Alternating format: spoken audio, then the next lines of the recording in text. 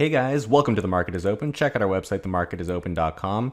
Today I wanted to talk about what the deal is with Tesla not being allowed to open their operations back up again in California and Elon Musk suing the county of Alameda. So I'll give my take on that. Elon Musk had actually threatened to move Tesla out of California because this was the last straw, I guess, in getting the government to allow them to restart, and he's probably tried multiple times, and there's probably a lot going on in the background that we don't see through tweets. This time he said that he wasn't bluffing, so I wanted to go into this a little further and see if Tesla could actually leave California and what the pros and cons are for that.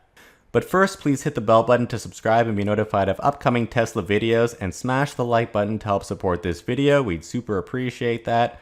You can also support us further on Patreon at patreon.com/themarketisopen, and we give a shout out to our patrons at the end of each video. Okay, so I guess to give a little bit of background, the Tesla Fremont factory was shut down around March 23rd-ish. Pretty much the entire world and the entire United States shut down to flatten the curve, so to speak, at that time. I believe Tesla was supposed to shut down even earlier than that, but they kept the factory open as long as possible, but eventually they had to shut down. Tesla's first quarter numbers were actually pretty amazing, delivering 88,000 vehicles, and they said that they could have had a production record had the factory been allowed to continue operating. Tesla said in a letter the other day that employees are excited to go back to work, and I think they are, partially because the factory is on a roll. Model Y is huge and it has huge demand, and I think Tesla is still downplaying the Model Y because they don't have the capacity. But with the new upgrades at the Fremont factory, I believe the factory is ready to break some records here. And with all that excitement, especially Elon Musk's excitement about this, imagine now that the factory is closed and they can't do anything about it. So that's pretty frustrating. This entire time, Elon has been tweeting about the health crisis numbers are pretty much made up in the US, and that the data isn't accurate because a lot of the people who pass away in hospitals, they're just saying it's from the disease even if that person didn't have a test for it. And health officials are admitting that this is done, and they're admitting that on television. So you can imagine that Elon is pretty pissed about that, especially since the numbers in California are relatively good, especially when you compare them to like New York, for example. Meanwhile, I think it was on the recent Joe Rogan podcast where Elon Musk said that he had just experienced everything that was happening in the US and he had just witnessed it in China.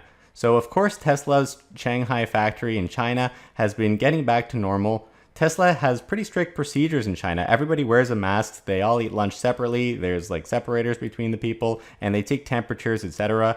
And so far, there haven't been any incidents. So if anyone knows what they're doing in terms of protecting employees, it seems to be Tesla.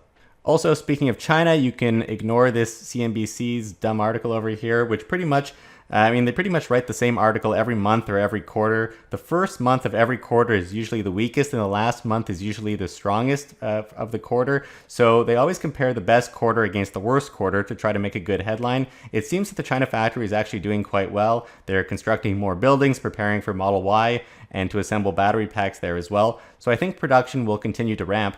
Tesla says they can do about 4,000 cars per week, which is about 200,000 per year, and that's the peak number, but in a few months they should be able to stabilize that number, and by that time or shortly after, more capacity will likely come online after that. They only sold about 3,600 cars according to this article in April, so sure, but they probably produce more cars than that, and they're going to be sold in May and June. So I think the second half of the year will be very good for Tesla, assuming everything starts to open back up again, as it has been in the last 2 years in a row. The second half of the year is usually better for Tesla.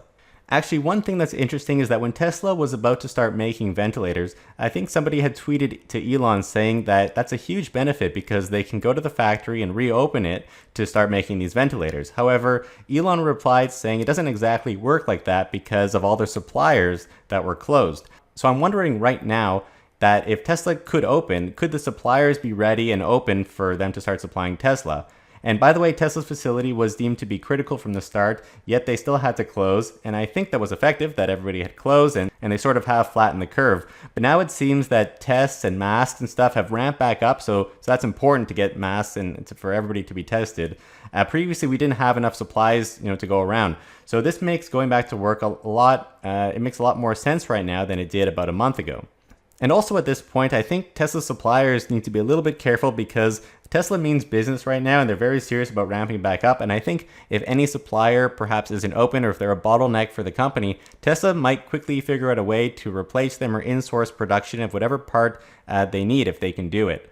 All right, anyways, let's jump ahead. So now Tesla wants to reopen. I thought they were going to reopen on May 4th, actually. I believe that was the plan, but it got pushed back. So a lot of states have started to allow companies to get back to work. All of the other automakers in the US are starting to reopen as well. Yet for some reason, Tesla wasn't allowed to. Also, just throw in that the German automakers, correct me if I'm wrong, but I believe they were never shut down and they never stopped investing in electric vehicles. And that latter point, I believe, is from Kathy Wood from ARK Invest. So the Germans are pretty serious about their car manufacturing industry, and other U.S. automakers did cut back on EV investments right away. So I don't think the rest of the U.S., besides Tesla, is as serious about EVs as some of these other countries that actually highly depend on their automotive industry for like their country's economy. Okay, so the state of California has allowed Tesla to go back to work. However, Alamedo County that Tesla is in has said no to Tesla, that they can't go back. And this is sort of where, shit hit the fan. Elon Musk said that he was immediately moving its headquarters of Tesla and future projects out of California. So first of all, can Tesla even move its headquarters out of California?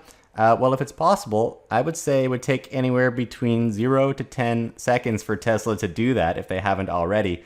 I assume that moving your headquarters involves filling out forms and paperwork. They're not actually physically moving the factory, at least not yet. He does say in this tweet that they may consider doing that. Moving the headquarters will mainly affect the taxes of the company that they pay, and I think that's devastating for California, which has effectively nurtured Tesla to where it is today and will lose future taxes from Tesla. People are saying, oh, well, Tesla pays tons of money in taxes right now, which isn't exactly true, well, at least not directly. Tesla has provisions for income taxes of about $110 million for the entire year for 2019. First of all, Tesla has been losing money every year since it started, so it makes sense that taxes are low. I mean, it's still a lot of money, but, well, like Apple, for example, is also headquartered in California, and their stores were allowed to reopen. I wonder why. Last year, Apple paid $10 billion in tax, so about 100 times what Tesla had provisions for. That said, I still think it's very short-sighted for California to sort of ignore Tesla, specifically Alamedo County, to get on Tesla's bad side.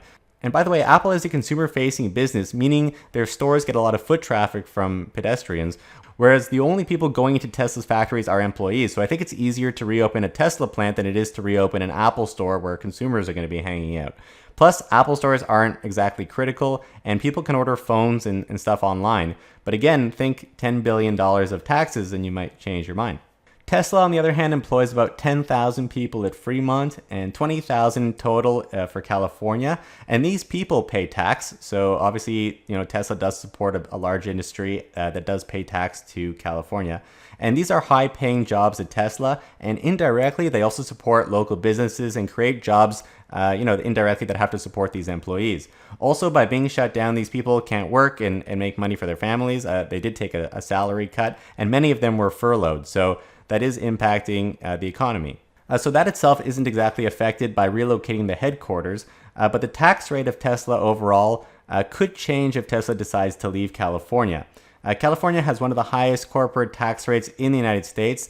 Nevada and Texas have a 0% tax rate, but this chart says that they have gross receipts tax, which is not comparable to a regular tax rate. The point is that leaving California could have a benefit of lower corporate taxes, meaning more money for Tesla to reinvest in its own business. But the short-term problem at hand is that Tesla wants to open right away. So yeah, they sued Alamedo County for not letting them open. At the same time, they do have approval from the state of California that they could open. So it's just one unelected, and I put that in quotes, person at the county level that Elon says who's calling the shots and not replying to Tesla or even working closely to help them get up and running.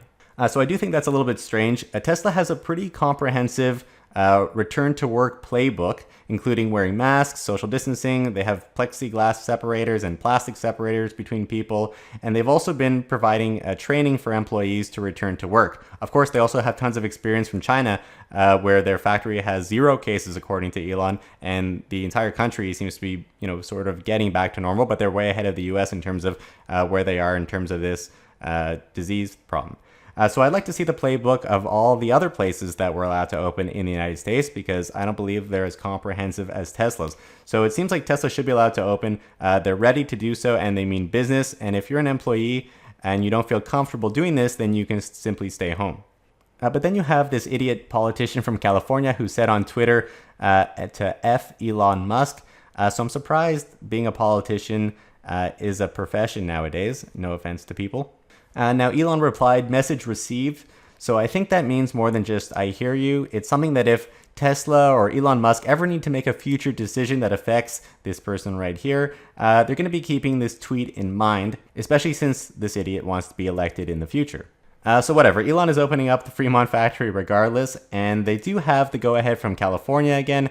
If Tesla leaves California because of these so-called officials that work for the county, people aren't going to be too happy at the state level. They're sort of throwing away all of the future taxes on Tesla's future earnings, which I'd imagine someday could be comparable to Apple's.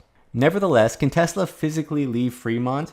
Well, besides of all the tax benefits for Tesla and the tax losses for the state, it's kind of possible. Plus, Tesla will have other states bidding to get them to move in. But how does Tesla move out of Fremont and shut down the factory for good? Well, first of all, I think they would build another factory first before closing Fremont. Right now, they produce all of their cars here. But I've actually said this a couple times before in other videos, but the Fremont factory isn't as efficient as other factories. It would be nice if Tesla could sort of start from scratch. They built this factory using the old Numi plant owned by Toyota and General Motors, and they tailored it to suit themselves using what was left there. So it's not streamlined, as you can see, and the paint shop needs some help, likely because of the dirt that's been there for decades.